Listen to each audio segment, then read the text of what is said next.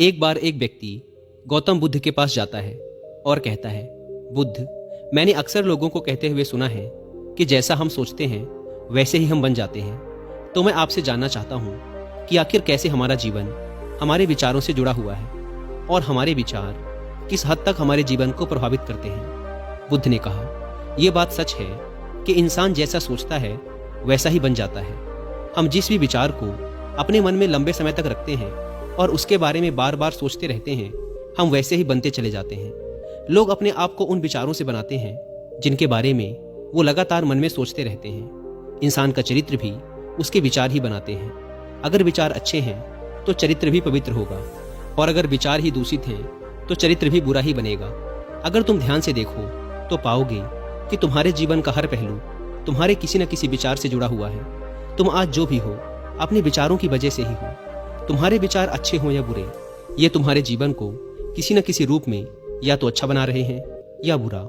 हम जैसी सोच रखते हैं हमारा चरित्र भी वैसा ही बन जाता है। जिस प्रकार बिना स्वस्थ बीज के कोई पेड़ नहीं उग सकता, उसी प्रकार अच्छे विचारों और अच्छे चरित्र के बिना कोई इंसान सफल नहीं बन सकता। और अगर उसके विचार नकारात्मक हैं तो वो अपने जीवन को गलत दिशा की ओर मोड़ देगा। इसी प्रकार हम अपने जीवन में अपने विचारों और कर्मों के माध्यम से बहुत से बीज बोते हैं, और उस बीज का फल या तो हमें दुख दे सकता है या सुख।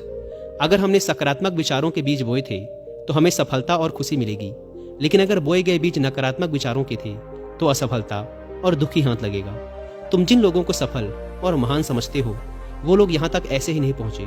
उन्होंने अपने विचारों पर नियंत्रण रखकर अपने चरित्र को ऐसा गठित किया था, और इसी चरित्र के बल पर ही वो महानता की इस ऊंचाई को छू पाए।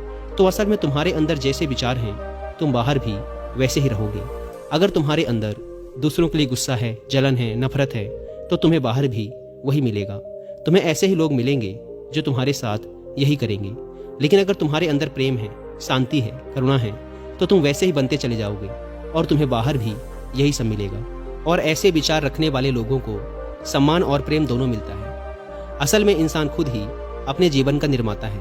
वो इसे बना भी सकता है और बिगाड़ भी सकता है। इंसान अपने कर्मों और विचार के द्वारा ही अपने चरित्र को बनाता है, अपने समाज को बनाता है, अपनी किस्मत को बनाता है। व्यक्ति ने कहा, लेकिन बुद्ध, मैं अपने विचारों के द्वारा खुद को बेहतर कैसे बना सकता हूँ? बुद्ध ने कहा, अगर तुम्हें खुद को बेहतर बनाना है तो सबसे पहले अपने अंदर चलने वाले विचारों पर ध्यान देना शुरू करो। तुम्हें ध्यान से देखना होगा कि दिन भर तुम क्या सोच रहे हो। कहीं तुम मन ही मन दिन भर लोगों की बुराई और उनके प्रति नफरत तो नहीं पाल रहे हो।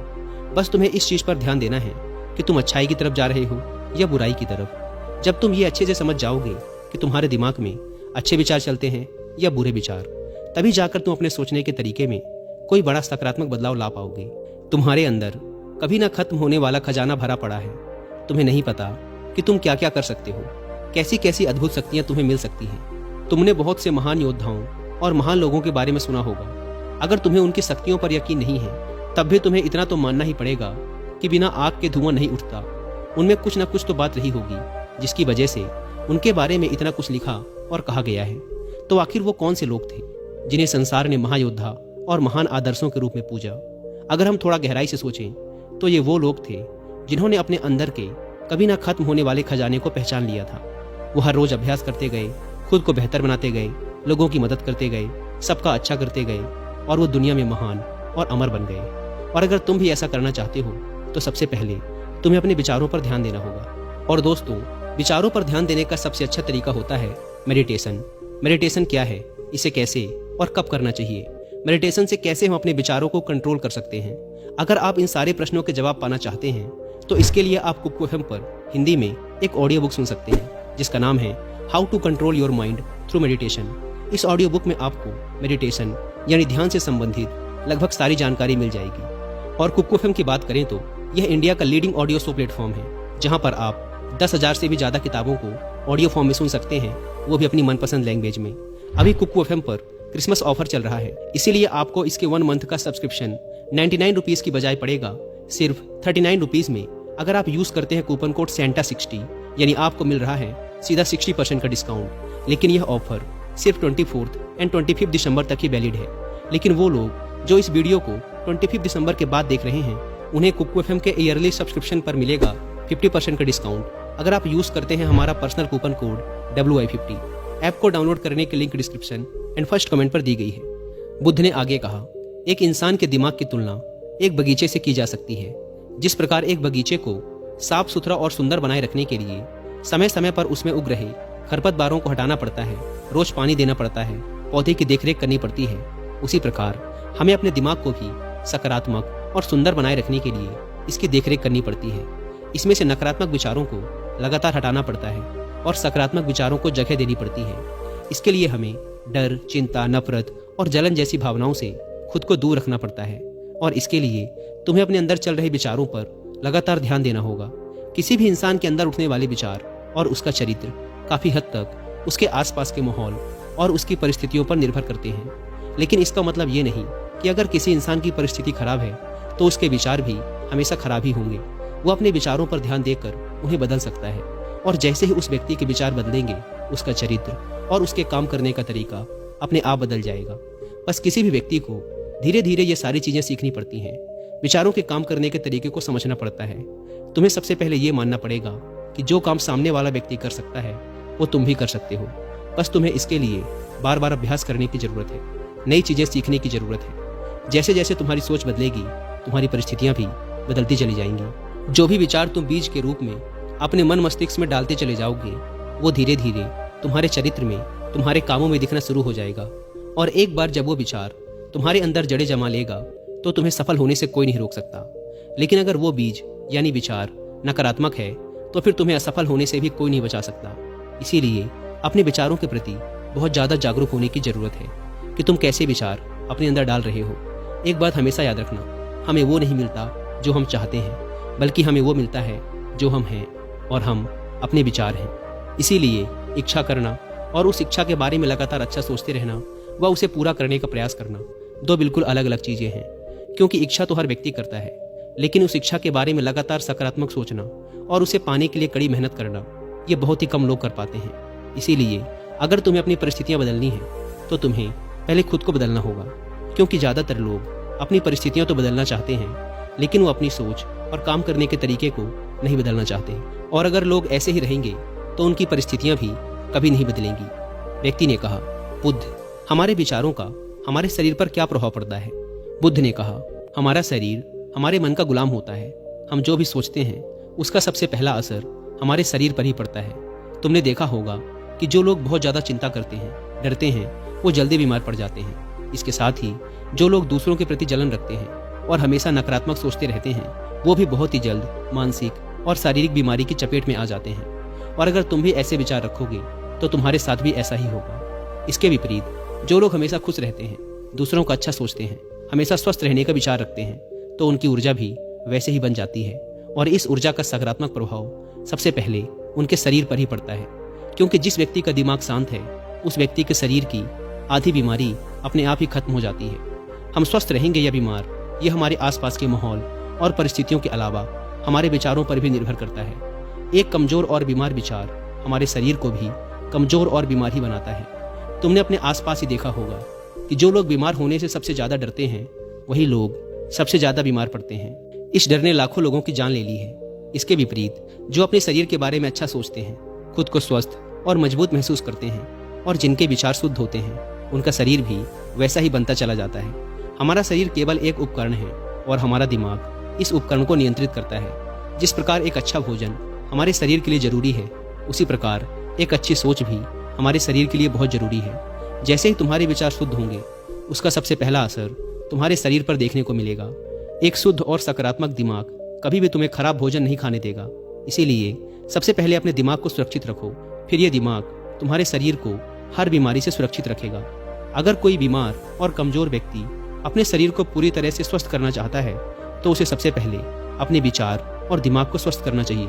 उसे प्रकृति के संपर्क में रहना चाहिए, सूरज की रोशनी में रहना चाहिए और एक पल के लिए भी अपने शरीर के बारे में नकारात्मक नहीं सोचना चाहिए। वो जैसा स्वास्थ्य चाहता है, उसे खुद को वैसा ही महसूस करना चाहिए और पूर्ण विश्वास रखना चाहिए कि वह वैसा बन सकता है। व्यक्ति ने कहा, बुद्ध, अब आप मुझे ये बताइए कि हमारे विचार हमारे लक्ष्य को कैसे प्रभावित करते हैं? बुद्ध ने कहा, जब तक तुम्हारा लक्ष्य तुम्हारे विचारों से नहीं जुड़ेगा, तब तक तुम्हें सफलता नहीं मिल सकती। कहने का अर्थ यह है कि सोचने को तो तुम हर रोज एक नई चीज़ सोच सकते हो कि आज मुझे ये बनना है, कल मुझे ये बनना है या बाद में कुछ और बनना है। लेकिन जब तक तुम अपना एक लक्ष्य निर्धारित नहीं करोगे तब तक तुम कोई बड़ा काम नहीं कर सकते, क्योंकि नियम ये है कि जिस भी काम को हम बार बार करते हैं उसी काम में हम कुछ अद्भुत सफलता हासिल कर सकते हैं। और अगर तुम हर दिन अपना लक्ष्य बदलते रहोगे तो तुम कहीं भी नहीं पहुंचने वाले। इसीलिए तुम्हारी जिंदगी का एक निश्चित लक्ष्य होना चाहिए और तुम्हें पूरी मेहनत और लगन के साथ उस लक्ष्य को पूरा करने का प्रयास भी करना चाहिए। और इसके लिए तुम्हें अपने सारे विचारों को अपने लक्ष्य के प्रति एकाग्रचित करना होगा, वरना तुम्हारे विचार बिखर जाएंगे। और हो सकता है कि जब तुम एक बार असफल हो जाओ या शुरुआत में तुम्हें कोई सफलता ना मिले तो तुम्हारा मन दूसरों को देखकर सोचने लगे कि ये काम आसान है, जब ये इस काम में सफल हो सकता है तो मैं भी सफल होकर अच्छा धन और नाम कमा सकता हूँ। और हो सकता है कि इस काम में भी असफल होकर तुम दूसरी तरफ भाग जाओ और ऐसा करते करते तुम बहुत से काम कर लो, लेकिन शायद तुम एक भी चीज़ में सफल नहीं हो पाओ। इसीलिए सबसे पहले तुम्हें कोई एक चीज़ तो निश्चित करनी ही पड़ेगी, तभी जाकर तुम्हारे विचार एक काम की तरफ केंद्रित हो पाएंगे। अब तुम्हारा वो लक्ष्य कुछ भी हो सकता है, चाहे मानसिक शांति प्राप्त करना हो या अमीर बनना, लेकिन याद रखो लक्ष्य ही वो चीज़ है जो तुम्हारे विचारों को एक दिशा में केंद्रित रख सकता है। अगर तुम अपने लक्ष्य को हासिल करने में बार बार असफल हो रहे हो तो इसका मतलब ये नहीं कि तुम उसे हासिल नहीं कर सकते, बल्कि इसका मतलब ये है कि तुम्हारा अपने लक्ष्य को हासिल करने का तरीका गलत है। तो तुम्हें अपने लक्ष्य को नहीं बल्कि अपनी सोच और अपने काम करने के तरीके को बदलना है। अगर तुम ऐसा करते हो तो तुम धीरे धीरे सीख कर अपने लक्ष्य तक पहुंच जाओगे। कभी भी असफलता से डरना मत। अगर तुम्हें कुछ बड़ा हासिल करना है तो तुम्हें अंदर से बहुत मजबूत बनना पड़ेगा, क्योंकि चाहे तुम कुछ भी करो लोग अक्सर तुम्हें अपनी बातों से कमजोर और हताश करने की कोशिश करेंगे। तो अगर तुम डर गए फिर तुम अपने किसी भी लक्ष्य में सफलता हासिल नहीं कर पाओगे, क्योंकि डर तुम्हारी हर आशा, हर उम्मीद को खत्म कर देता है और तुम्हारे हर विचार सिर्फ तुम्हारे डर तक ही सिमट कर रह जाएंगे। और डर डर कर तुम अंततः खुद को शारीरिक और मानसिक रूप से बीमार कर लोगे। फिर जाकर तुम्हें समझ आएगा कि तुम अपने इस झूठे डर के एहसास में कितनी बड़ी गलती कर चुके हो, और फिर तुम्हारे लिए उस हालात से खुद को बाहर निकाल पाना बहुत ही मुश्किल होगा। इसीलिए सबसे पहले एक लक्ष्य बनाओ ताकि तुम्हारे विचार उसकी तरफ एकाग्र हो सकें। उसके बाद बार बार असफल होने पर भी डरो मत, क्योंकि ये लक्ष्य की प्राप्ति का एक हिस्सा ही है। और पूर्ण भरोसा रखो कि तुम सफल जरूर होगे और एक दिन तुम हो भी जाओगे। व्यक्ति ने कहा, बुद्ध, विचार और मन की शांति का क्या संबंध है? बुद्ध ने कहा, मन की शांति वह खजाना है जिसे दुनिया के 1% लोग भी हासिल नहीं कर पाते, और जिसने ये खजाना हासिल कर लिया वो इस दुनिया का सबसे खुशनसीब इंसान है। वो लोगों की भीड़ में सबसे अलग नजर आता है। ये कहने में जितना आसान लगता है, असल में ये उतना आसान है नहीं। मन की शांति को केवल लंबे समय तक आत्मनियंत्रण के द्वारा ही पाया जा सकता है। जब कोई व्यक्ति खुद को और दुनिया को समझ लेता है, मोह और प्रेम के बीच के अंतर को समझ जाता है, उसके अंदर से नफरत, डर और जलन जैसी भावनाएं खत्म हो जाती हैं, तब जाकर एक व्यक्ति सच्ची मन की शांति को पा सकता है। और यही हर इंसान का अंतिम लक्ष्य भी है। एक अंदर से शांत व्यक्ति बुरी से बुरी परिस्थिति में भी खुद को नियंत्रित रख सकता है। जितनी मानसिक शक्ति एक शांत इंसान के पास होती है उतनी और किसी के पास नहीं होती। शांत इंसान का मतलब एक ऐसे व्यक्ति से है जिसका मन पूरी तरह से शांत हो चुका है, क्योंकि जैसे ही तुम्हारा मन शांत हो जाएगा तुम्हारे सभी विचार शांत हो जाएंगे, और तब तुम महसूस कर पाओगे कि असल में तुम्हारा दिमाग कितना शक्तिशाली है। जैसे ही तुम्हें मन की शांति मिलेगी तुम्हें यह अनुभव होगा कि तुम्हारी मानसिक शक्ति इतनी बढ़ चुकी है कि अब तुम्हारे लिए हर काम आसान हो चुका है। तुम जहाँ भी होगे, जैसे भी परिस्थिति में होगे, खुद को स्वीकार करने लगोगे, हमेशा खुश रहने लगोगे। और अगर तुम्हें इस स्थिति को पाना है तो इसकी शुरुआत भी तुम्हें अपने विचारों से ही करनी पड़ेगी, अपने विचारों को नियंत्रित करके। और अपने विचारों पर यह नियंत्रण तुम हासिल कर सकते हो सिर्फ और सिर्फ ध्यान के माध्यम से। इतना कहने के बाद बुद्ध मौन होकर ध्यानस्थ हो गए और वह व्यक्ति भी उनको प्रणाम कर वहां से चला गया। दोस्तों, उम्मीद है कि आपको ये वीडियो पसंद आई होगी। और जाने से पहले एक बार फिर याद दिला दूं कि कुकू FM पर how to control your mind through meditation किताब की हिंदी में ऑडियो बुक सुनना ना भूलें। और क्रिसमस ऑफर का फायदा उठाने के लिए आप सेंटा 60 कूपन कोड का इस्तेमाल भी कर सकते हैं। ऐप को डाउनलोड करने की link description and first comment पर मिल जाएगी। धन्यवाद।